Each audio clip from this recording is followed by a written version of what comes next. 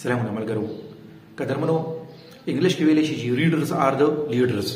او بل طرف ته زمونږ د پاک کتاب قرآن مجید لومبې ټکي هم د خدای د طرفه اقرا پړ د دې نه مونږ ته دا اندازه کیږي چې د مطالعې او د ریډینګ څومره زیات اهمیت دی د دنیا چې کوم کامیاب او غټ خلک تیر شوی دی هغه کتاب وایي کتابونه یې لوستي دي کتابونه یې لیکلي دي اوس یو دور داسې و چې د مسلمانانو ملکونه چې دي د مسلمانانو ښارونه چې دي هغه علم مرکزونه او په هغه زمانه کې به دلته کې د هر سړی کتاب والو او څومره کتابونه به لیکلي شول د ټولو نه زیات کتابونه هم په بصره کې په بغداد کې په مکه او مدینه کې په بخارا او سمرقند کې په کوفه کې لیکلي شو خو بیا څه وخت پس چې کله د مسلمانانو زوال راغی او یورپ تر د یورپ عروج راغی نو هغه شفټینګ هلته کې وشو اوس ته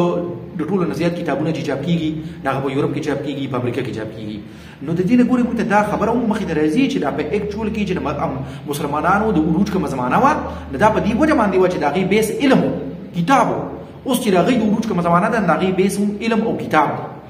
دی دا ویډیو چې دا نه په دې کې 3 رپورټس دي د ریپورټ لومبي ریپورټ مطابق په کوم ملک کې هغه ټاپ ملکونه چې په هغې کې د ټولو نه زیات کتابونه سټډي کیږي دویم ریپورټ هغه دی چې هغه ټاپ ملکونه چې په هغې کې خلک بوک لا ټایم ډېر زیات ورکوي لکه پر اورز هغې ریډینګ سیوا دی او 3 نمبر ریپورټ د پاکستان باره کې دی د هغې ملک باره کې دی چې هغې دا دعوه کوي چې دا مسلمان ملک دی د اسلامي ملک دی نو بیا خو به دی د اقرا د وجې نه زیاته سټډي کوي که نه خو خبره د هغې نه بلکل الټه ده د دې نه به موږ ته د دې 3 وړو ریپورټس اخر کې نتیجه هم دا ده چې اندازه ولګوي چې د دنیا سوپر پاور امریکا ده نو د ټولو نه زیات بکس هم هلته کې سټډي کېږي او امریکا کې وایي په یو کال کې 2,75,000 کتابونه سټډي کېږي چاینا ایمرجنګ سوپر پاور دی په دویم نمبر دی هلته کې 2,08,000 بکس سټډي کېږي په دویم نمبر دی او په 3 نمبر باندې یو کې دی چې پخوانی سوپر پاور دی هلته کې 1,88,000 بکس سټډي کېږي او په 4 نمبر باندې جاپان دی چې هلته کې 1,39,000 بکس سټډي کېږي او جاپان د دنیا څلورم غټ معیشت هم دی نو چې دا موږ کوم د څلورو ملکونو نومونه واخیستل هغه د دنیا ټاپ ملکونه هسې نه دي په دې وجه باندې دي چې کتاب سره او علم سره یې روغه را بیس پیدا کړی او د دې نه پس هغه 5 ملکونه چې هغې کتاب له وخت ډېر ورکوي وخت نه هغې کې انډیا په ټاپ باندې دی نو اوس وګورئ موږ ته په دنیا کې 3 سوپر پاورز دي او هغه 3 سوپر پاورز امریکا چین او روس دي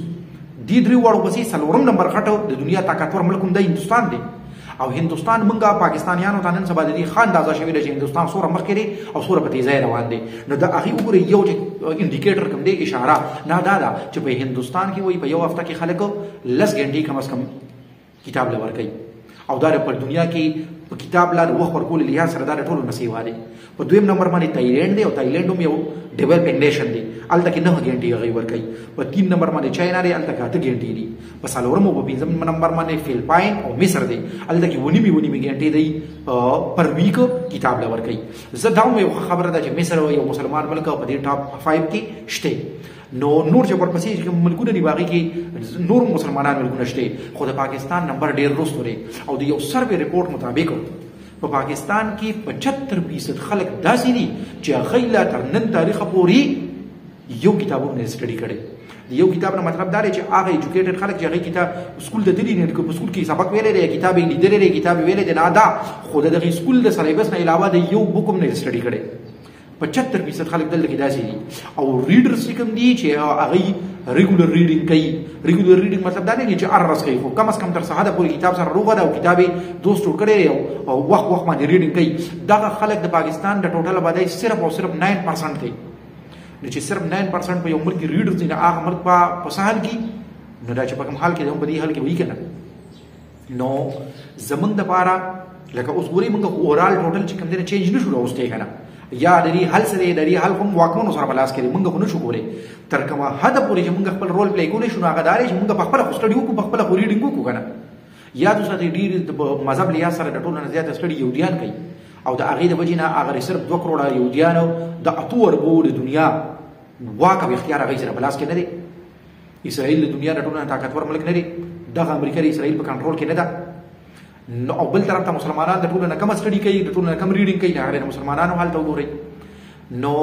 بذات خود زمونږ په خپل ځان باندې وسته نه چې په خپله خو د کتاب سره روغ وکړو د سټډي شروع کړو یا زمونږ په سرکل کې چې کوم دي زمونږ ماشومان او زمونږ شاګردان او زمونږ دوستان کم از کم هغوی دي نو د دې نه وایي ښه ګفټ کیدی شي چې مونږ یو بل له ګفټ ورکوو او هغه کتاب ګفټ ورکړو دا ویډیو په دغې امید سره ختموو چې ان شاء الله یو ورځ به راځي چې دا خلک به پوهه کېږي، بیا به علم طرف ته راځي، بیا به زمونږ خرز راځي. بله ویډیو کې به بلې موضوع سره راشو. د الله په امان.